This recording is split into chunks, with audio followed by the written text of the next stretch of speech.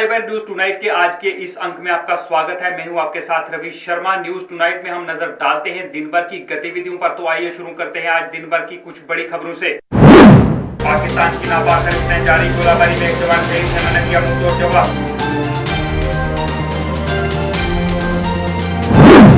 कश्मीर में हुई सरपंच की हत्या को लेकर प्रदर्शनों का दौर जारी, पाकिस्तान के खिलाफ कार्रवाई की मांग।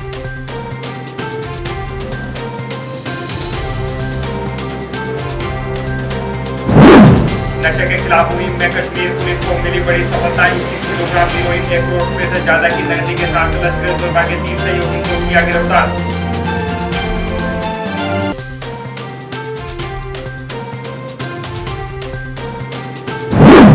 पिछले 74 दिन से 1824 के तहत लगे कर्मचारियों का प्रदर्शन जारी, जल्द वापिस काम पर रखने की मांग।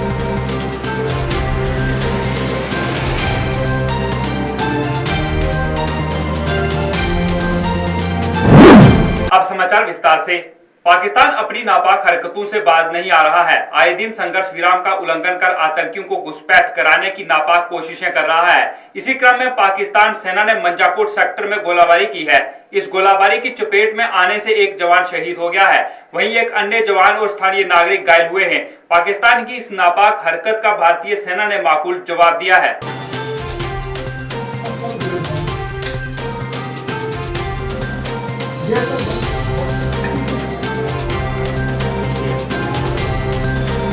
ऑल इंडिया कश्मीरी यूथ समाज द्वारा आज जम्मू में गत दिनों कश्मीर में हुई कश्मीरी पंडित सरपंच की हत्या को लेकर प्रदर्शन किया।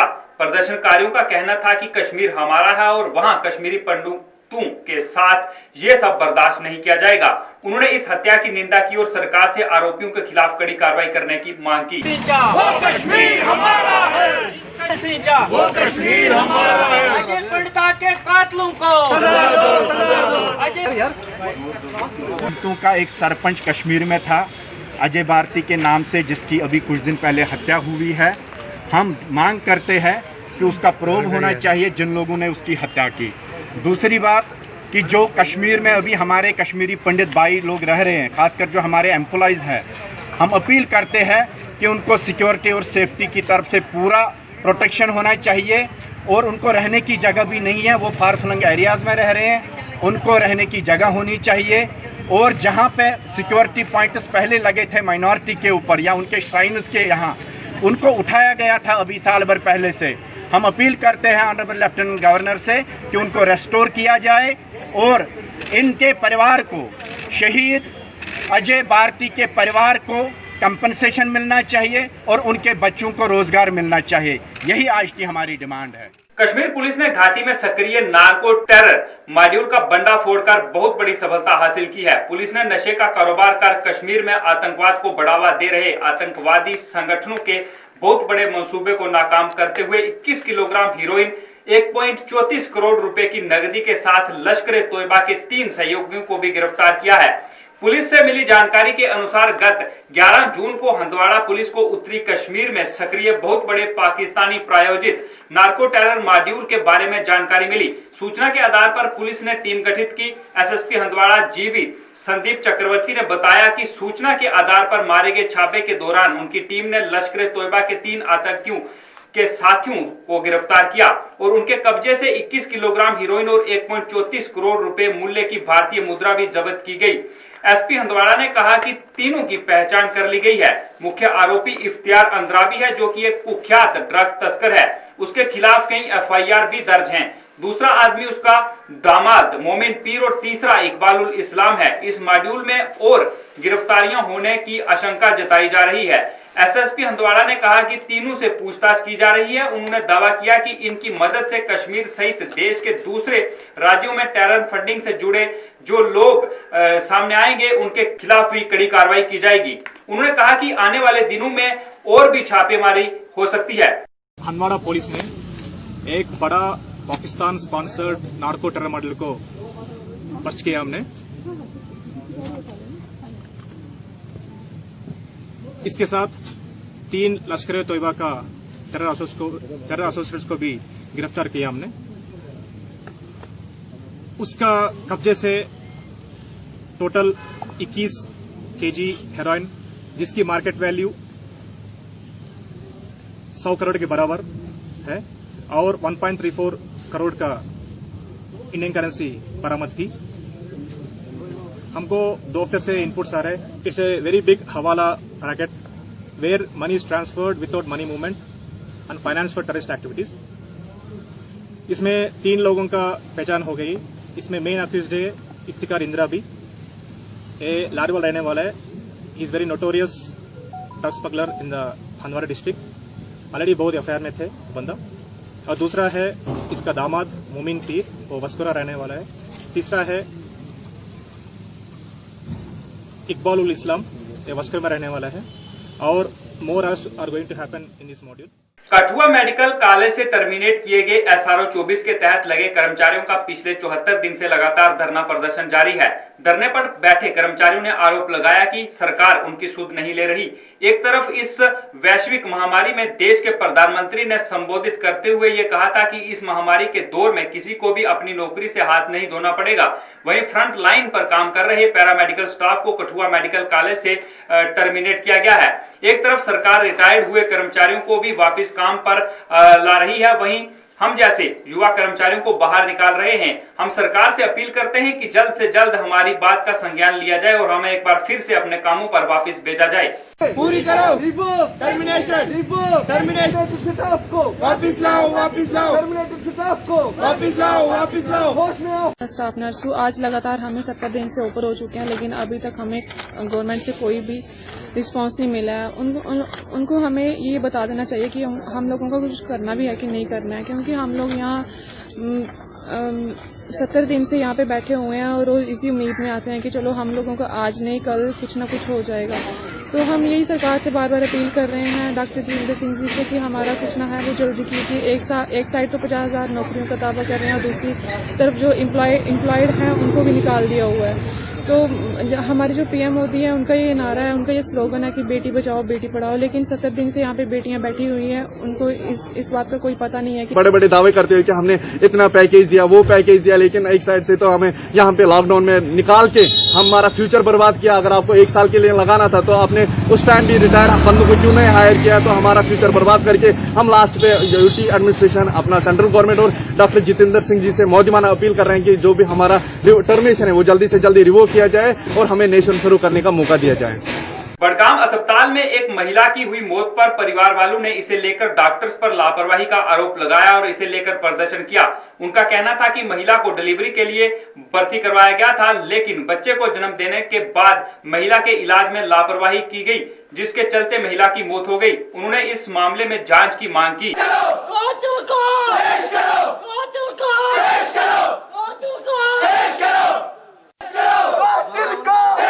terminology explanation. We want right now to stop off. Sir actually क्या हुआ, हमने पेशेंट को यहाँ पे 11:30 लाया तो 11:30 पेशेंट की सर्जरी हो गई। सर्जरी से पहले जो भी टेस्ट हुए थे, इवन BP भी चेक हुआ था, वो नॉर्मल हुआ था। तो हम डॉक्टर्स को बोल रहे थे कि पेशेंट की हालत क्या है। डॉक्टर ने बोला कि पेशेंट तो ठीक है। नियर अबाउट 3 बजे पेशेंट को वापस लाते हैं, डॉक्टर्स बेड पर रखते हैं अनकॉन्शियसनेस में। फिर 5 बजे उसको फिर से उठा के थिएटर में ले जाते हैं। हमने चेक किया कि आखिर हाल हो रहा क्या है, तो डॉक्टर्स ने बोला कि पेशेंट तो ठीक है। सडनली डॉक्टर्स इसके हस्बैंड को बोलते हैं कि पेशेंट की डेथ हो गई है। सर आप खुद देखिए, अगर पेशेंट के टेस्ट BP सब नॉर्मल आ रहे, बच्चा भी नॉर्मल है, तो अचानक ऐसे सडन डेथ हो सकती है। आज हमारी बहन है, कल किसी और की बहन हो सकती है। हम जस्ट चाहते हैं अगर यहाँ पे नेग्लिजेंस होगी, मेडिकल नेग्लिजेंस होगी, तो हम डॉक्टर के खिलाफ रिपोर्ट करते हैं। BDC चेयरमैन सुंदरबनी अरुण शर्मा ने पंचायत कांगड़ी लोर का दौरा कर लोगों की समस्याएं सुनी। इस अवसर पर स्थानीय लोगों ने अरुण शर्मा को बताया कि उन्हें पीने के पानी की भारी समस्या आ रही है। लोगों ने आरोप लगाया कि कुछ लोगों द्वारा इलीगल कनेक्शन मेन लाइन से ही लिए गए हैं, जिसके कारण बाकी के लोगों को पानी नहीं मिलता। और जब भी वह PHE विभाग के उच्च अधिकारियों को इस बात की जानकारी देते हैं तो विभाग के लोग उनकी बात नहीं सुनते। बहुत ही अच्छा क्वेश्चन पूछा। मेरा नाम मुकेश शर्मा, मैं चरवाल का निवासी हूँ। जहाँ पर PHE की बहुत ही ज्यादा समस्या है और पानी आए हुए बहुत ही दिन हो चुके हैं और पानी आता भी है। जो मेन पाइप है वहाँ पे बहुत ही ज्यादा जो कॉलर होते हैं पाइप के, वो लीकेज हैं और पूरे गांव में पानी हर घर में पानी नहीं पहुँचता है। तो PHE वालों को मैंने बहुत बार उनके मुलाजिमों को बोला भी है कि आके लाइन को कॉलर भरो। बोलते हैं कि हमारे पास टाइम नहीं है। तो जब इनके पीएचई डबल साहब को फोन करो तो वो फोन नहीं उठाते हैं। तो मेरी डीसी रजौरी से यही मांग है कि पीएचई सुंदरवानी को या डायरेक्शन या गाइडलाइन दी जाए उनको कि मेन जो चरवाल स्लेरी में जो पानी की समस्या है उसको जल्दी से हल किया जाए।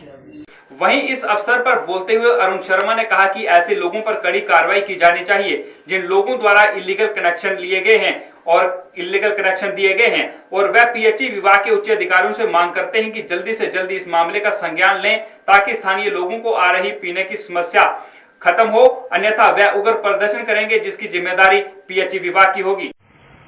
बड़ा अच्छा क्वेश्चन पूछा आपने। रेजिंग लाइन जो होती है वो होती है डगवेल टू रिजर्वायर। मुझे जो जानकारी है वो ये है कि as per guideline honourable high court of Jammu and Kashmir की भी गाइडलाइन है कि जो मेन लाइन होती है वहां कोई भी कनेक्शन जो है वो इलीगल पाया जाता है। अगर कोई कनेक्शन इलीगल पाया जाता है, वहां कनेक्शन की परमिशन ही नहीं है, अगर कोई कनेक्शन पाया जाता है डिपार्टमेंट को सीधी कार्रवाई करनी होती है। एक एफआईआर जो है उस पर्सन के खिलाफ लगानी होती है। लेकिन मुझे अभी इस बाढ़ में मुझे आके पता चला है यहाँ टोटल जो है रिजर्वायर से लेके डगवल तक कम से कम मेन लाइन में 10 कनेक्शन है। और मैं एक्सियन नौशहरा पीएचई से अपील करना चाहता हूं और रिक्वेस्ट भी करना चाहता हूं। वो रिक्वेस्ट समझे या अपील समझे या डायरेक्शन समझे, वो जितना जल्दी हो सके एडब्ल्यू सुंदरवनी को डायरेक्ट करें, वो मौके पे आके इन कनेक्शन को डिस्कनेक्ट करें। पूर्व एमएलसी रमेश अरोड़ा द्वारा आज एक पत्रकार वार्ता का आयोजन किया गया। इस अवसर पर बोलते हुए पूर्व एमएलसी रमेश अरोड़ा ने कहा कि जम्मू नगर निगम द्वारा कुछ वर्ष पूर्व 25 गाड़ियां खरीदी गई थी जिनमें ट्रैक्टर ट्राली वगैरह शामिल हैं। उन्होंने कहा कि तब ये सभी गाड़ियां नरवाल में पड़ी हैं और इनका कोई इस्तेमाल नहीं हो रहा है। उन्होंने कहा कि इस समय उन गाड़ियों को इस्तेमाल हो सकता है पर नगर निगम अपनी पुरानी चीजों को भूलता जा रहा है। उन्होंने नगर निगम से इस ओर ध्यान देने की अपील की। म्यूनिसिपल अथॉरिटी के लोग शायद वो अपनी ही प्रॉपर्टी को भूल चुके हैं। उनको ध्यान रखना चाहिए म्यूनिसिपैलिटी वालों को कि भाई इनकी कम से कम 25 ट्रैक्टर्स फिटेड विद टैंकर, पानी जो पीछे टैंकर रहता है, वो यूईडी के ऑफिस में नरवाल के अंदर आज भी 5 साल से डंप पड़े हुए हैं। बिल्कुल ने लाए ने वहां पे छोड़ दिए और उसका इस्तेमाल नहीं हुआ। ये तकलीफ होती है क्योंकि आम पब्लिक का पैसा है, लोगों का पैसा है। और मुझे लगता है कि उसमें वारंटी पीरियड भी खत्म हो गया होगा, 5 साल का पीरियड हो चुका है और उसमें उनकी बिगिनिंग से ही हालत अब तक 5 साल में नई गाड़ी को हम खड़ा कर देंगे तो उसकी क्या हालत होगी हम इमेजिन कर सकते हैं। जिन्होंने शुरू में परचेज किए, अगर उनकी रिक्वायरमेंट नहीं थी तो परचेज क्यों किए, अगर परचेज किए तो उसकी यूटिलाइजेशन क्यों नहीं हुई। मुझे लगता है कि कंसर्न ऑफिसर जो है, जो शुरू में जिन्होंने परचेज ऑर्डर प्लेस किए थे, अगर उनके मैलाफाइड किया है तो उनके खिलाफ एक्शन होना चाहिए और नहीं तो उसकी यूटिलाइजेशन प्रॉपर होनी चाहिए। और विदाउट अथवास ग्रुप द्वारा भी कोरोना की लड़ाई में अपना योगदान दिया जा रहा है। इसके तहत ग्रुप की तरफ से महजूर नगर श्रीनगर में लोगों को कोरोना के प्रति जागरूक किया जा रहा है। ग्रुप द्वारा लोगों को मास्क व सैनिटाइजर वितरित किए जा रहे हैं और इनके इस्तेमाल की अपील की जा रही है। उनका कहना है कि बचाव और जागरूकता ही इस महामारी से बचने का तरीका है। पहले मैं आपको इंट्रोडक्शन देना चाहता हूँ कि ये अथवा नगर में है। इन्होंने इनिशिएटिव लिया है कि अवेयरनेस प्रोग्राम है ये हमारा, जिसमें हम मास्क डिस्ट्रीब्यूट करते हैं, ग्लव्स डिस्ट्रीब्यूट करते हैं, पैम्पलेट डिस्ट्रीब्यूट करते हैं, लोगों को अवेयरनेस करते हैं कि ये जो महामारी ये बीमारी है इससे बचा कैसा जा सकता है। सोशल डिस्टेंस का ख्याल रखिए, मास्क पहनिए, सैनिटाइजर इस्तेमाल कीजिए। बस ये लोगों तक हमें एहतियाती तदबीर के लिए हमने ये इनिशिएटिव लिया है कि अवेयरनेस पूरी तरह से पूरे जो वादी कश्मीर में इंशाल्लाह ये आगे भी प्रोग्राम जाने वाले हैं। इंशाल्लाह ये स्टार्ट किया हमने, लोगों तक हम ये कह सके कि अवेयरनेस प्रोग्राम क्या है। सीमावर्ती क्षेत्र अरनिया की पंचायत चिंगिया के स्थानीय लोगों द्वारा आज सड़क की खस्ता हालत को लेकर पत्रकार वार्ता का आयोजन किया गया। स्थानीय लोगों का कहना था कि उनके इलाके में सड़कों की हालत बेहद दयनीय है, जिसकी वजह से उन्हें बहुत परेशानियों का सामना करना पड़ रहा है। लोगों का कहना है कि पिछले 25 वर्षों में 1 या 2 बार सड़क की मरम्मत की गई है। उन्होंने कहा कि राजनाथ सिंह ने कहा था कि सीमावर्ती क्षेत्रों में सड़कों का निर्माण होगा ताकि लोगों को कोई परेशानी ना हो। उन्हें जल्द से जल्द उनके क्षेत्र की सड़कों की मरम्मत करने की मांग की। हमारे जो रोड है कम से कम 25 साल से बने हुए हैं।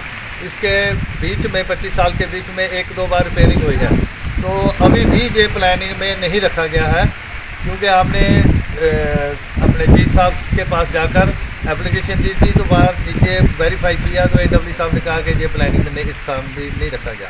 तो ये बॉर्डर का रोड है, हम चाहते हैं कि ये राजनाथ सिंह जो गृह मंत्री जी हैं उन्होंने बोला है कि जो बॉर्डर के रोड हैं उनको प्रेफरेंस दी जाए, इसलिए हमारी इस इलाके में 5-6 गाँव पड़ते हैं। तो रोड ख़राब है, अगर फायरिंग हो जाए तो हम रात को कैसे निकलेंगे या दिन को कैसे निकलेंगे। तो हमारी जो मांग है, ये मांग हमारी गवर्नर तक जानी चाहिए कि हमारा रोड बनना चाहिए। जम्मू व Kashmir casual labour United front द्वारा आज अपनी मांगों को लेकर प्रदर्शन किया गया। इस दौरान विभिन्न विभागों के दैनिक वेतन भोगियों ने भाग लिया और प्रशासन के प्रति नाराजगी जताई। प्रदर्शनकारियों का कहना था कि वो काफी लंबे समय से अपनी मांगों को लेकर प्रदर्शन कर रहे हैं, पर अभी तक उनकी कोई भी मांग पूरी नहीं हुई। उन्होंने कहा कि आज वो जम्मू और कश्मीर दोनों जगह अपनी मांगों का ज्ञापन डिवकाम कश्मीर और डिवकाम जम्मू को सौंप रहे हैं। उन्होंने चेताते हुए कहा कि अगर 22 जून तक उनकी मांगें पूरी नहीं की जाती तो दैनिक वेतन भोगियों द्वारा काम छोड़ हड़ताल की जाएगी, जिसकी जिम्मेवारी प्रशासन की होगी। हमारी मांगे पूरी करो, हमारी मांगे पूरी। होश में आओ, होश में आओ, होश में आओ, आवाज दो, मेहनत हमारी, लूट तुम्हारी नहीं चलेगी, नहीं चलेगी। इस प्रोसेस के जरिए हम सरकार को और जम्मू कश्मीर एडमिनिस्ट्रेशन को ये वार्न करते हैं कि जो नई रिक्रूटमेंट पॉलिसी जम्मू कश्मीर में आपने लाई है, इसको Jammu Kashmir casual labour United front जो जम्मू कश्मीर के 60,000 लोगों को लीड करता है, ये फैसला किया है कि अगर 10 दिन के अंदर अंदर सरकार ने इस रिक्रूटमेंट पॉलिसी को वापस नहीं लिया तो पूरे जम्मू कश्मीर में जो है आंदोलन शुरू किया जाएगा। और अगर 10 दिन के बीच में सरकार हमसे बात नहीं करती है, हमारे मुद्दे को हल नहीं करती है, चाहे वो रेगुलाइजेशन का मुद्दा हो या मिनिमम वेज एक्ट का मुद्दा हो या 12 सीरीज का राइडर जो डिपार्टमेंट में लगाया गया है उसको खत्म नहीं किया जाए, तो 22 जून सुबह 8 बजे से 48 घंटे की स्ट्राइक पर जाने का फैसला किया है। तो अगर जम्मू कश्मीर के इस हालात में कोई परेशानी होगी तो उसकी जिम्मेदारी यहाँ की एडमिनिस्ट्रेशन की होगी। नेशनल कॉन्फ्रेंस के वरिष्ठ नेता व additional general secretary Sheikh doctor Mustafa Kamal ने भारतीय जनता पार्टी सरकार के प्रति नाराजगी जताते हुए कहा कि सरकार गैर संवैधानिक काम कर रही है और जितने भी कानून सरकार ने जम्मू कश्मीर से हटाए हैं वो गैर संवैधानिक तरीके से हटाए गए हैं और इसमें जम्मू कश्मीर के लोगों की कोई राय नहीं ली गई और न ही उन्हें विश्वास में लिया गया। उन्होंने बीजेपी सरकार पर धर्म की राजनीति करने का भी आरोप लगाया। उन्होंने कई और मुद्दों पर भी मीडिया से बातचीत की। हिंदुस्तान के आईन से बहुत कुछ हमने हासिल किया है, ये मिलता जुलता था और जो इसमें माहिर लोग हैं उनका कहना था, जो मैंने अपने माजी के सालों में सुना भी है, यह आईन हिंदुस्तान के आईन से बेहतर है। ये मैं तौहीन नहीं कर रहा हिंदुस्तान के आईन की, लेकिन बहुतों ने कहा है यह आईन हिंदुस्तान के कुछ शोबों में बेहतर है। जम्मू कश्मीर का आईन जो इन्होंने हदफ कर दिया, और सितमज़रीफ़ी देखिए, जिन्होंने ये अपने लिए आईन बनाया, अपने नुमाइंदों के जरिए से जो इलेक्शन में चुने गए, अपनी असेंबली में पास किया, वो आईन को ख़त्म करने में कानो कान भी यहाँ के अवाम को खबर तक नहीं रखी।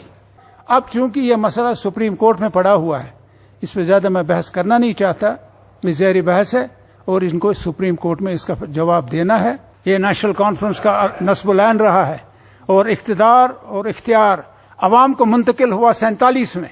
ये अवाम फैसला करेगी कि उन कुर्सियों पे कौन बैठेगा जो इनके फिर हुक्म चलाएंगे। ये किसी अरे गरे नथु खैरे का नहीं है। नई दिल्ली के भी बाजू रुक जाते हैं, कानूनी आईनी तौर वो कुछ नहीं कर सकती जब तक अमल दखल इसको, जब तक जमहूरियत हिंदुस्तान में है और हिंदुस्तान में जमहूरियत रहेगी। बाकी आजकल की सरकार वहाँ रहे या न रहे, उनके अमाल जिस हिसाब से वो कर रहे हैं हिंदुस्तान के साथ बर्ताव, तो मैं नहीं समझता कि ज्यादा देर सरकार चलेगी।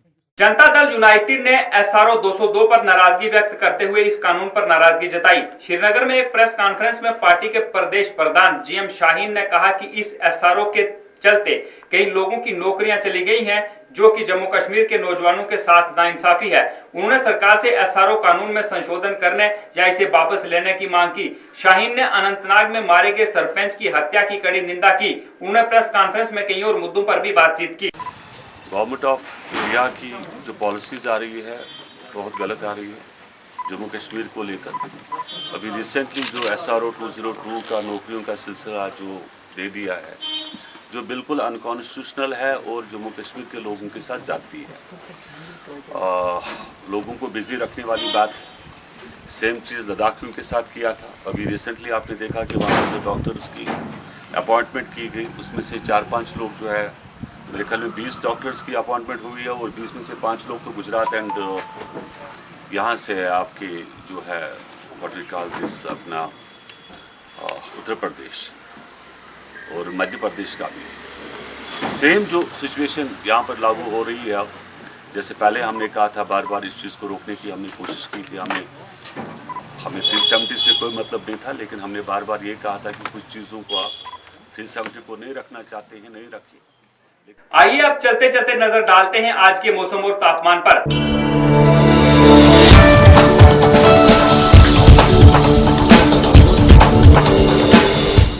जम्मू में आज का अधिकतम तापमान 36 डिग्री सेल्सियस रहा, जबकि न्यूनतम तापमान 26 डिग्री सेल्सियस दर्ज किया गया।